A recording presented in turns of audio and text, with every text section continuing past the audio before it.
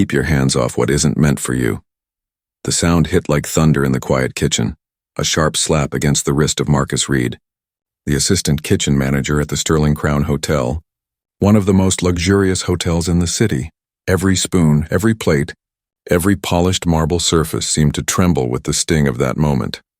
Standing before him was Director of Food and Beverage, Claire Whitmore, a woman whose tone could freeze boiling water. Her voice sliced through the air. "These meals are for our guests, not for the help. Learn your place." For a moment, the entire kitchen went still. Even the steady hum of the refrigerators felt quieter. The younger cooks avoided eye contact, pretending to busy themselves with trays and ladles. The executives lingering nearby exchanged awkward glances but said nothing. Marcus's face burned with humiliation. His dignity crumbled like breadcrumbs on the cold tile floor. He had worked here for 12 long years. Steady, reliable, invisible. A man who built his life around quiet endurance. A man who understood that speaking up too loudly could cost him everything. But this time someone else had heard. Unseen by most, standing at the edge of the corridor, CEO Richard Hale had paused mid-step. He watched the exchange unfold, his sharp eyes narrowing slightly. The hotel was his empire, 30 properties nationwide, known for perfection and prestige. But in that moment, the perfection looked cracked. Marcus didn't sleep much that night. His alarm went off at 4:30 a.m., but he was already awake, staring at the ceiling of his small apartment in Brookfield Heights, a modest neighborhood far from the shining towers of the hotel district. He moved carefully through the apartment, making sure not to wake his son Eli, who had fallen asleep at his desk. Surrounded by open medical textbooks, Marcus brushed a hand over his son's shoulder and smiled softly. "Keep pushing, kid," he whispered. By 5, Marcus was already clocked in at St. Helens Hospital, where he worked the morning shift preparing meals for patients. The work was quiet and clinical, far from the chaos of the hotel kitchen. He chopped, seasoned, and portioned with mechanical precision. Every motion measured, every second accounted for. At 1 o'clock sharp, he left the hospital parking lot, changed uniforms in his car, and drove straight to the hotel in his second home. His second job. 16 hours of labor every day, 6 days a week. All for one goal: to make sure his son could become the doctor his late wife, Maria, had dreamed he would be. Cancer had taken her 3 years ago, leaving behind not only grief but also a mountain of medical debt that Marcus still climbed every month. His promise to her was simple: Eli will never give up his dream no matter how hard I have to work. And so Marcus endured. The Sterling Crown's kitchen was a world of stainless steel and whispered politics. He had trained countless young chefs, carried teams through crises, and received glowing reviews from event clients, yet every promotion slipped past him. The newest director, Claire Whitmore, had arrived 8 months ago and changed everything. Suddenly, the schedule favored certain faces.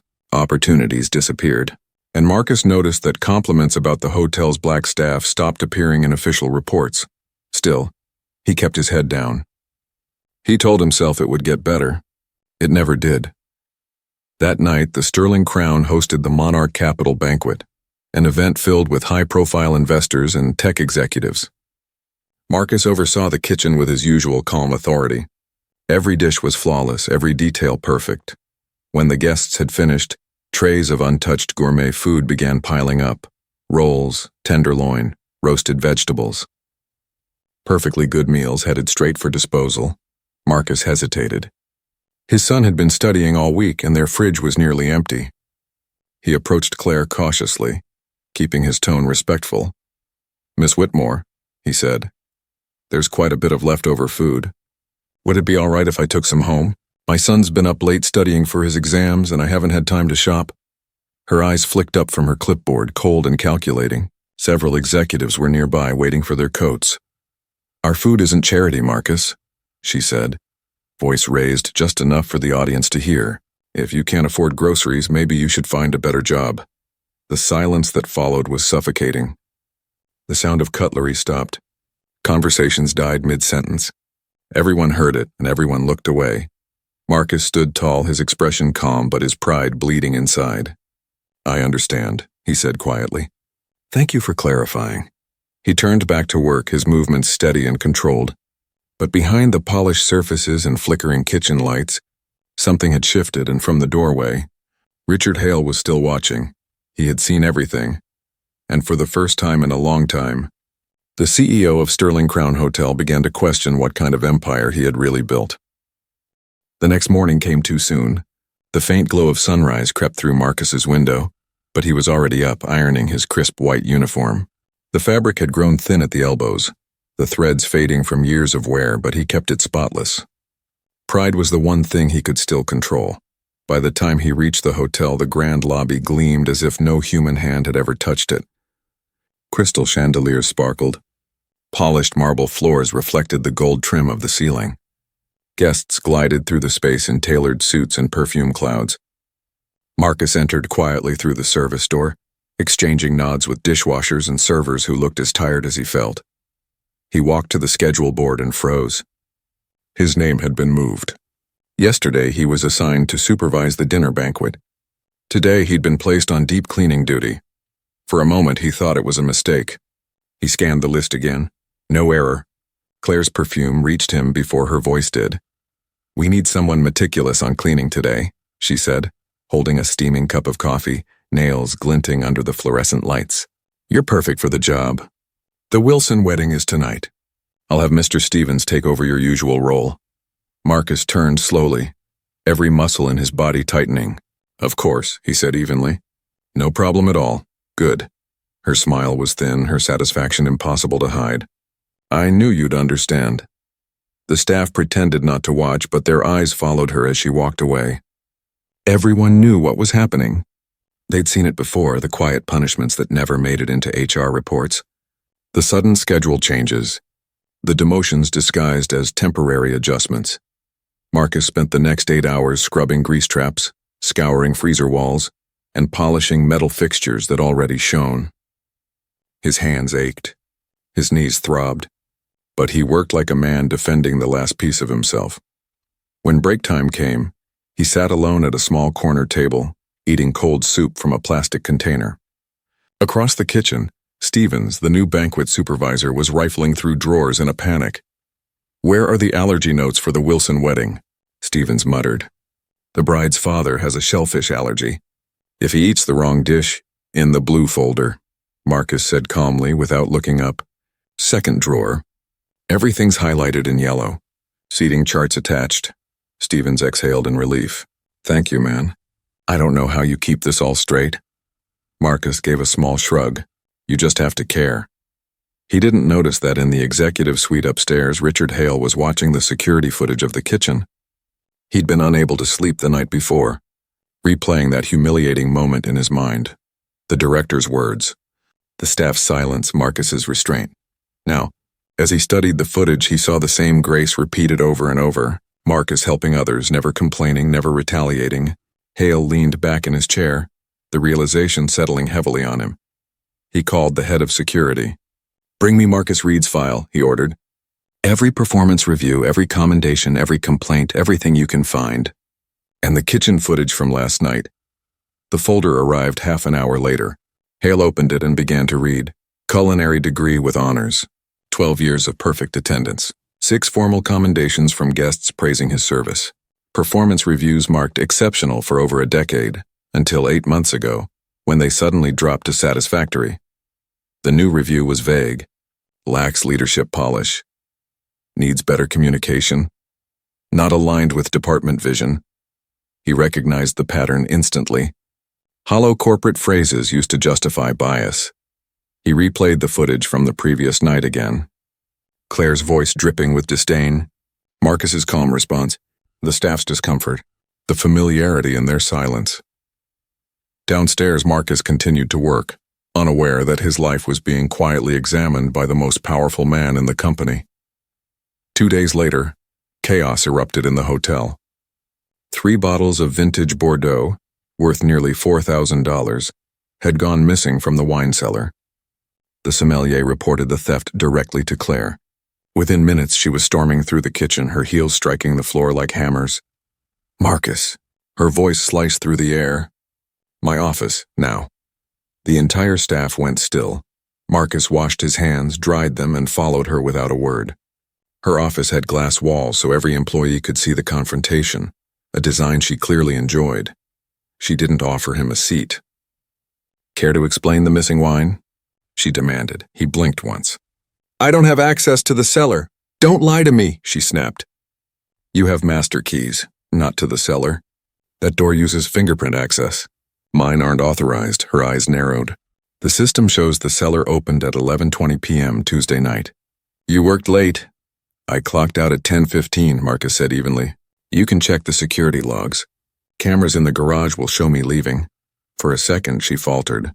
Then her tone hardened. "We'll see about that. Don't leave town."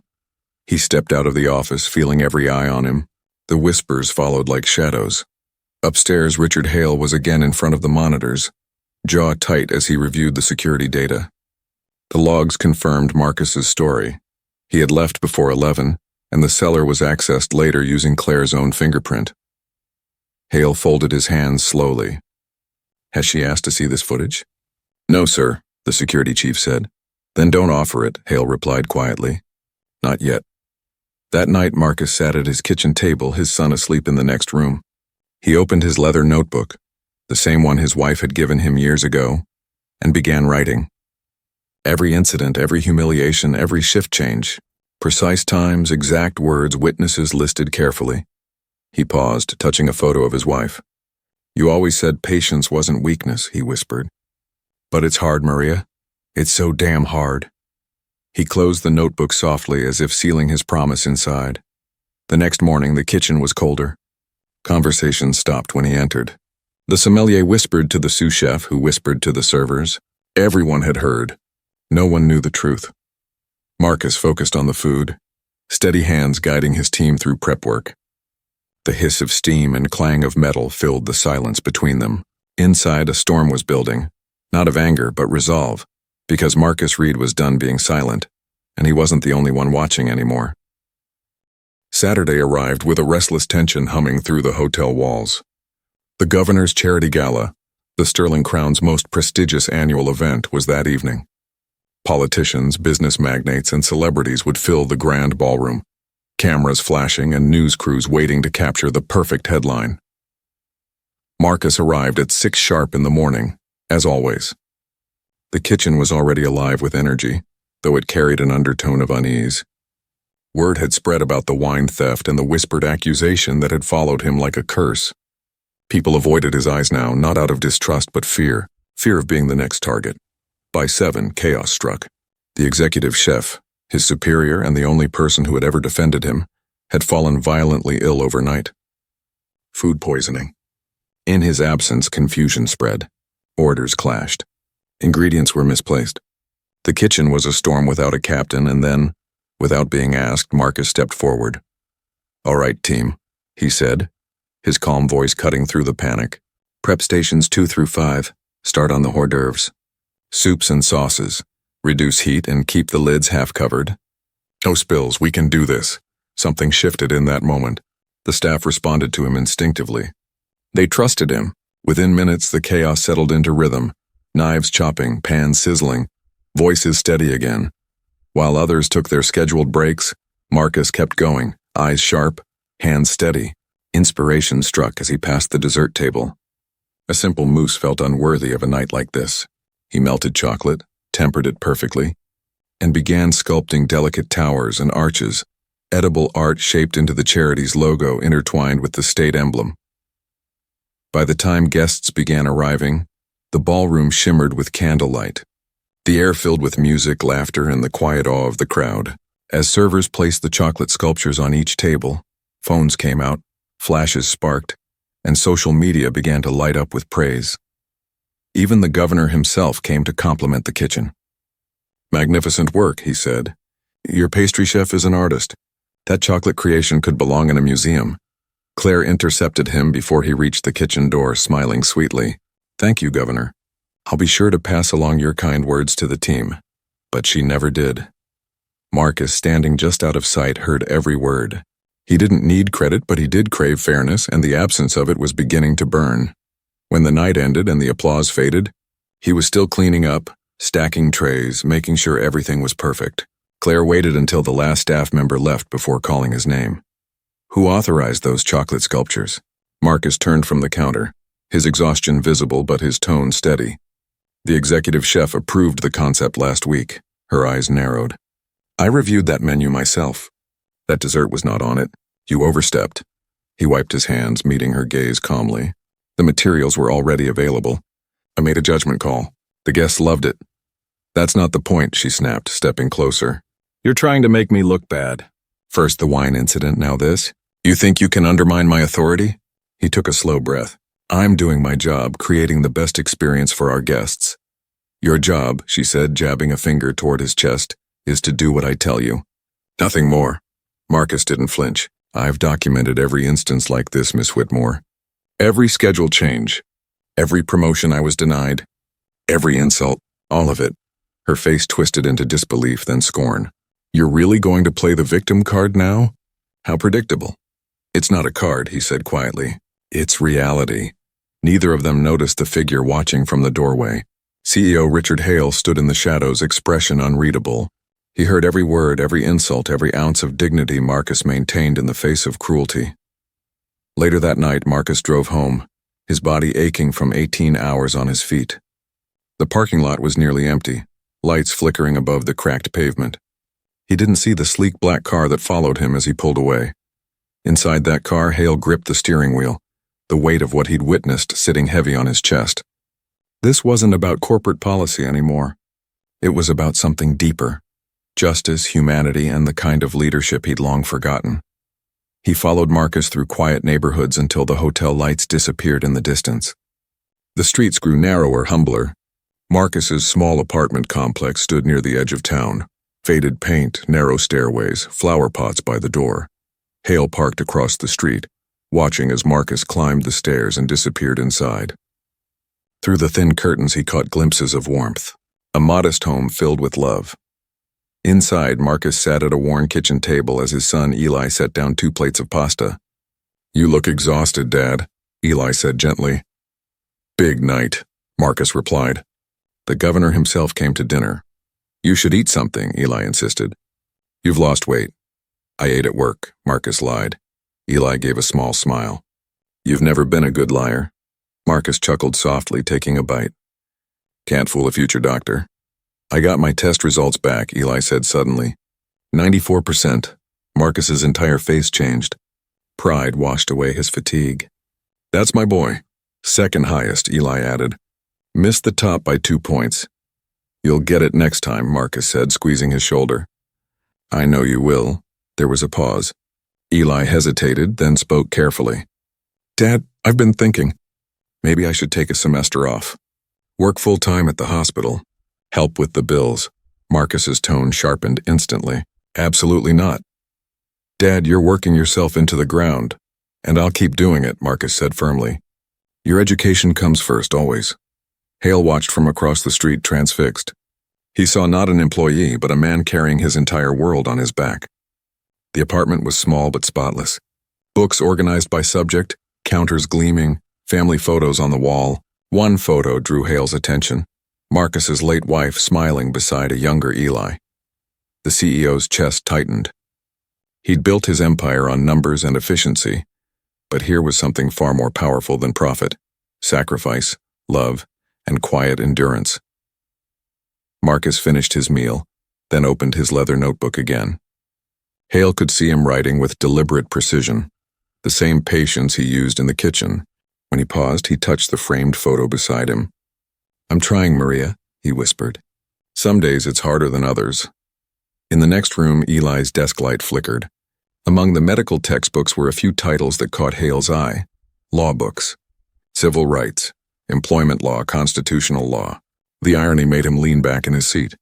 The son Marcus worked himself to exhaustion, for might one day become the voice that challenged people like Claire Whitmore. Hale sat in his car long after the apartment went dark, his conscience wrestling with something he could no longer ignore. He started the engine, headlights slicing through the quiet street. The road back to the hotel felt longer than ever. Tomorrow, everything would begin to change. Richard Hale didn't sleep that night. The memory of Marcus and his son lingered in his mind, long after dawn began to lighten the city. By 7 a.m., he was standing in front of his hotel suite window, staring down at the glittering skyline that suddenly looked less like success and more like guilt. He picked up his phone and spoke with the calm finality of a man who'd already made his choice. "Get me the head of corporate HR," he said. "And legal. I want a full meeting in my office at 8 sharp. By the time the call ended, coffee sat untouched on his desk. He was already spreading Marcus Reed's file across the table. Page after page of evidence building a story he could no longer deny. Years of dedication buried under bias. Promotion stolen by politics and dignity tested by cruelty. At exactly 8 o'clock, the video conference screen filled with faces. Corporate lawyers, HR directors, and assistants shuffling papers nervously. "These are not isolated incidents," Hale began, voice steady but cold. "We have a pattern. Systemic discrimination, selective scheduling, manipulated performance reviews. We have one employee with 3 years of documented mistreatment. If he wanted to sue, we'd lose before the first hearing." A lawyer cleared her throat. "Sir, proving intent is difficult. Without evidence of direct racial bias. I don't need to prove it in court," Hale interrupted. "I need to fix it in my company." The silence that followed was heavy. "Start an internal audit. Bring in HR to this property immediately. Anonymous surveys for all staff. And I want every management decision reviewed for the last year." "Understood," one attorney replied carefully. "And Miss Whitmore?" "For now," Hale said, "we watch. I want to see how she behaves when she doesn't know she's being observed." By noon, corporate investigators had descended on the Sterling Crown. Clipboard-carrying HR reps filled meeting rooms usually reserved for weddings. Laptops flickered as personnel records were downloaded. Whispered conversations spread like smoke through the hallways. When Marcus arrived for his shift, he noticed it instantly, the tension, the glances, the quiet flurry of executives moving through staff areas. Even Claire seemed off balance, her usual confidence cracking at the edges. "All department heads," she announced loudly, pretending control. "Mandatory meeting at 4. Bring your performance metrics." Marcus nodded, pretending not to notice her unease. His phone buzzed. A message from Eli. "Got my pharmacology results. Call when you can. Good news." A small smile broke through his fatigue. For the first time in weeks, something felt light. Claire saw the smile from across the kitchen and froze mid-step.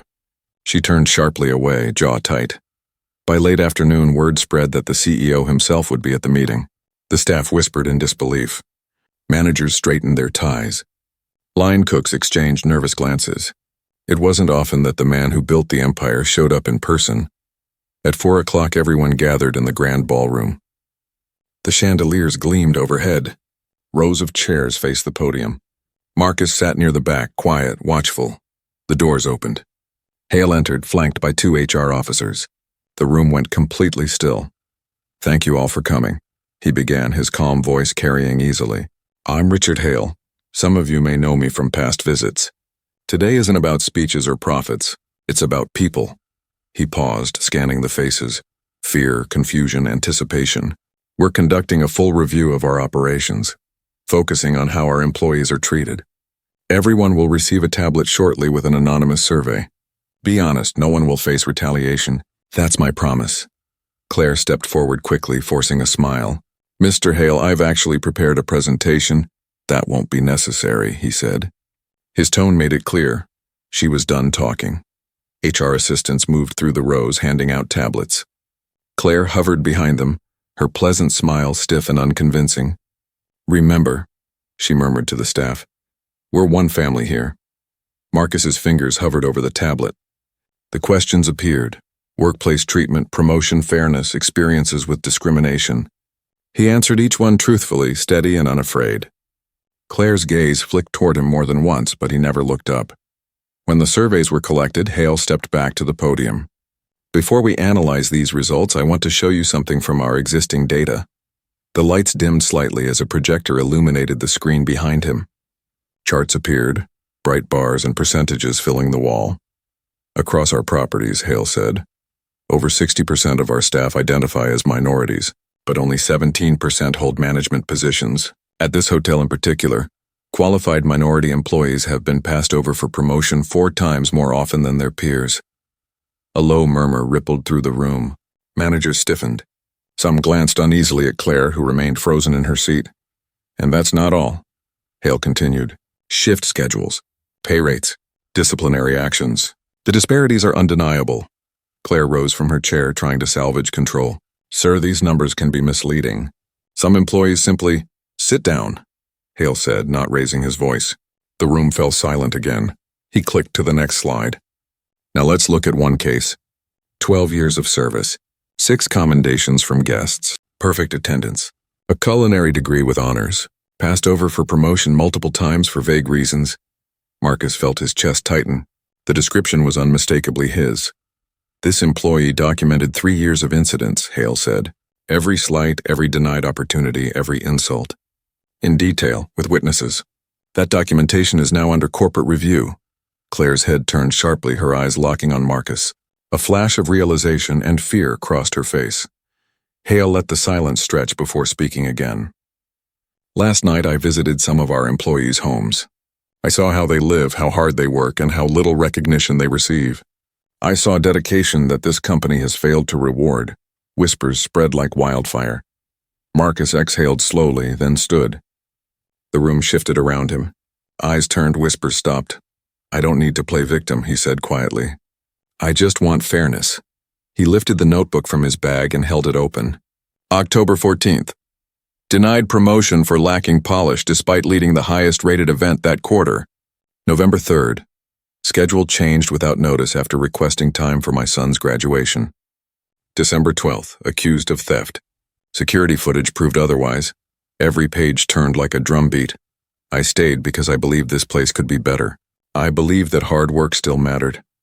The silence was suffocating until another voice broke it. Carmen from the kitchen staff. She cut my hours when I complained about a guest's behavior.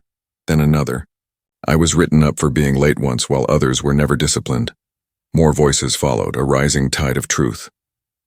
Each confession stronger than the last. Claire's face went pale. This is nonsense, she snapped. They're conspiring. You're all— Enough, Hale said sharply. The facts are clear. The evidence speaks for itself. You're taking isolated complaints out of context, she said, desperation creeping into her voice. I'm taking accountability, Hale replied. Something you never learned to do. He turned to security at the back of the room.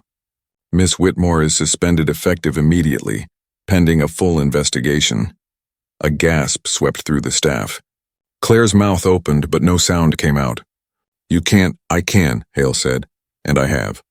Security approached. Claire's fury turned to disbelief as she was escorted out, heels clicking against the marble floor. The doors closed behind her. Hale faced the staff again. I owe every one of you an apology. This was my failure of oversight. I let power blind me to the people who built this company. That ends today. He looked directly at Marcus. Effective immediately, Mr. Reed will serve as interim food and beverage director, while this investigation concludes. Applause erupted, hesitant at first, then overwhelming. The sound filled the ballroom, echoing through the very walls that had witnessed silence for too long. Marcus stepped forward, shaking Hale's hand firmly. Thank you, he said quietly. Hale nodded. You earned it. The applause continued, and for the first time in years, Marcus felt seen. But deep down, he knew this was only the beginning. Because true change wasn't a moment. It was a fight that had to be lived every single day. A month later, the Sterling Crown no longer felt like the same hotel. The tension that once lived in every hallway had lifted. People smiled more. Voices carried laughter instead of fear. The kitchen, once a battlefield of whispers, buzzed with genuine energy. For the first time, the staff felt like a family built on respect, not fear. Corporate had acted faster than anyone expected. After a full investigation, Claire Whitmore was officially dismissed. The findings were clear: discriminatory conduct, falsified reports, and abuse of authority. Her name was erased from the leadership directory the next day. Marcus Reed's title, on the other hand, was made permanent. He was now director of food and beverage. The office that had once been locked to him now bore his name on a polished brass plaque. The first morning he stepped inside, he paused at the door, letting the moment sink in. The same room where he'd once been humiliated now welcomed him as its rightful owner. Richard Hale stood beside him. You've already changed this place, he said quietly. But I want it to last. What do you need? Marcus thought carefully before answering. Transparency. Real opportunity for everyone who works here. And a system that listens before things break. Then that's what we'll build, Hale said. And they did. The changes rolled out across every branch of the Sterling Crown chain. Anonymous reporting lines went live, connecting employees directly to corporate HR. Promotions were reviewed blindly. No names, no photos, no bias. New leadership training became mandatory, not as a formality but as a personal awakening. Guest satisfaction rose. Staff turnover dropped. The company's reputation, once marred by silence, became a symbol of reform. Marcus also launched his own mentorship program. Every week he sat with young kitchen staff to talk about goals, skills, and confidence. No one here gets overlooked again, he told them. We rise together, and they did. Months passed. Marcus returned home one evening, the sun still up, a rarity for him. He unlocked his apartment door to the smell of something warm and rich. Eli was cooking. You're home early, his son said with a grin. Director's privilege, Marcus replied, setting down his keys. They cooked together, laughing, bumping elbows like they used to before life got too heavy. As they sat down to eat, Eli slid an envelope across the table. What's this? Marcus asked. Open it. Inside was a letter with the university seal. Marcus unfolded it slowly. His eyes scanned the page once, then again. Full scholarship, Eli said before his father could speak. Academic Excellence Award. Covers tuition, housing, everything. They only give out 5 a year. Marcus stared at the words, his vision blurring with pride. You did it, he said softly. Eli shook his head. We did it. They ate in silence for a moment, both of them overwhelmed. When the plates were cleared, Marcus noticed another envelope tucked under the door. He opened it and unfolded a handwritten letter. Mr. Reed, your courage and grace have redefined what leadership means to me. You've reminded us that integrity doesn't whisper. It stands tall. Because of you, this company is better and I am better. Thank you for never giving up on doing what's right. With respect, Richard Hale. Marcus smiled faintly and folded the letter, placing it beside his wife's framed photo. We did it, Maria, he whispered. He's going to be okay. Weeks turned into months, and the world began to notice what Sterling Crown had become. Business Leadership Quarterly featured them on the cover. The headline read, From Scandal to Strength, How One Company Found Its Soul. The article detailed the transformation, how employee satisfaction had soared, how diversity in management had nearly doubled, how innovation thrived once fear was gone. Marcus's quote stood at the center of the page, change starts with truth. Even when it hurts, truth builds the foundation for growth. The magazine called him the quiet revolution behind Sterling Crown's rebirth. But Marcus never saw himself that way. He was just a man who refused to let injustice silence him. At the next company-wide conference, Hale stood beside him in front of hundreds of employees. This man reminded us of something we'd forgotten, Hale said. That leadership isn't about power. It's about people. Marcus looked out at the crowd, faces from every background, every role. Many of them smiled at him through tears. I stayed when others left, he said, voice steady. Not because I was brave, but because I believed this place could change. And now it has. Applause filled the room. It wasn't loud or chaotic. It was steady, unified, powerful. Later, Marcus watched the staff pack leftover meals from the event into containers labeled for employees to take home. A policy he'd made permanent. A simple human gesture that symbolized everything he fought for: dignity, fairness, and care. That night, back home, Eli told him about his new volunteer work at a free community clinic. I want to help people who don't get second chances, he said. Marcus looked at him proudly. Then you'll be the kind of doctor your mother dreamed of. They stood by the window watching the city lights shimmer. The air was cool, and for the first time in years, Marcus felt at peace. The promise he'd made to Maria, the one whispered in hospital rooms and lonely nights, had finally been fulfilled. From one act of courage came change that rippled far beyond his kitchen, and his father and son stood together. The future didn't look heavy anymore. It looked bright, because one man had chosen to stand tall when it mattered most. And that choice changed everything. Spring came softly to the city, washing the gray streets with sunlight and the scent of blooming magnolias. It had been nearly a year since that meeting in the ballroom. The day truth cracked open silence and everything began to change. Marcus Reed stood at the edge of the same ballroom now, but the energy was different. Laughter carried from every corner, and the air shimmered with pride instead of fear. It was Culinary Academy graduation day, the first held under the Sterling Crown Mentorship initiative he'd started. Banners hung from the balcony railings. The staff he once led through exhaustion now wore bright smiles, dressed in their finest uniforms. At the front of the room, rows of graduates waited nervously to walk across the stage, many of them from the company's new scholarship program. A few were first-generation college students, some were single parents, and one was a dishwasher who had turned his love of food into a culinary degree. Marcus recognized every face. He had taught most of them himself, stayed late after shifts to help them practice plating, or coached them through interviews. Richard Hale approached quietly, his silver hair gleaming in the soft light. "You've built something remarkable," he said. "You didn't just fix a department. You rebuilt a culture." Marcus smiled. "It wasn't just me. People just needed permission to believe in fairness again." The music started. One by one, the graduates walked up to receive their certificates. Cameras flashed. Families cheered. Each time someone crossed the stage, Marcus clapped the loudest. He saw in them the same determination he'd once carried in silence.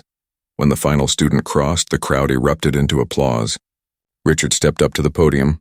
"This company," he said, "was built by people whose stories deserve to be told. People like Marcus Reed, who reminded us that leadership is measured by the people who stand with you, not the titles you hold." The audience rose in a standing ovation. Marcus shook his head humbly, his throat tight with emotion. "We did this together," he said quietly. Later that evening, the celebration moved to the hotel garden terrace. Strings of lights hung between the trees, and the city skyline stretched like a painting beyond the railing. Staff mingled with graduates, sharing stories, laughter, and the rare feeling that things were finally right. Eli arrived, tall and confident in his crisp shirt and rolled sleeves. He had grown into the man his mother dreamed he would be. He found his father by the railing and placed a hand on his shoulder. "The clinic gave me an offer," he said. "They want me to help coordinate community health programs." Marcus turned, eyes bright with pride. "They couldn't have picked anyone better." Eli smiled. "It's because of you, Dad. You showed me what strength looks like when it doesn't need to shout." For a moment, neither of them spoke. The city lights reflected in the windows around them, and the sound of laughter drifted through the warm evening air. Then Hale joined them, holding 2 glasses of sparkling cider. "You've both earned this," he said. "And I thought you might want to know. We're expanding the scholarship program company-wide. 20 awards this year, 40 next. Your initiative started something far bigger than we imagined." Marcus accepted the glass, his hand steady but his heart full. "You know," he said thoughtfully, "for years I thought my promise to Maria was about keeping our son in school. But it was more than that. It was about keeping faith in something better, even when the world tried to take it from you." Hale nodded slowly. "And you proved it's possible." A soft breeze lifted through the terrace, carrying the faint scent of roses from the garden below. Music floated from the ballroom where staff still danced, celebrating their own victories. Marcus glanced toward the kitchen windows glowing with light. Inside, the new generation of chefs worked with purpose and laughter. They were free to create without fear, to speak without whispering. The sight filled him with quiet satisfaction. He thought of the night he'd been slapped on the wrist, humiliated in front of his peers. He thought of the years of silence, the nights he'd returned home too tired to speak, the weight of keeping dignity alive in a world that tried to steal it. Every moment had led to this. "Do you ever think about how far you've come?" Eli asked softly. Marcus chuckled, a deep, warm sound. "Every day. But the truth is, I didn't climb alone. Every person who stood up that day gave me strength. Change doesn't belong to one man. It belongs to everyone brave enough to tell the truth." He looked out over the city, lights winking like a promise fulfilled. "And that truth," he said, "has finally found a home." As the night deepened, the terrace lights glowed brighter, wrapping the hotel in a golden halo. Music swelled one last time as the celebration reached its peak, laughter rising into the air like a chorus of hope. Somewhere inside, the kitchen doors swung open, carrying the scent of warm bread and roasted herbs. The kind of food meant to be shared, and for Marcus Reed, who had once been told to keep his hands off what wasn't meant for him, the world finally offered him something that was respect, legacy, peace. He raised his glass toward the stars. "We made it, Maria," he whispered. "We finally made it." The crowd's laughter echoed into the night as father and son stood side by side, bathed in the light of a new beginning, a story not of victory alone, but of dignity reclaimed.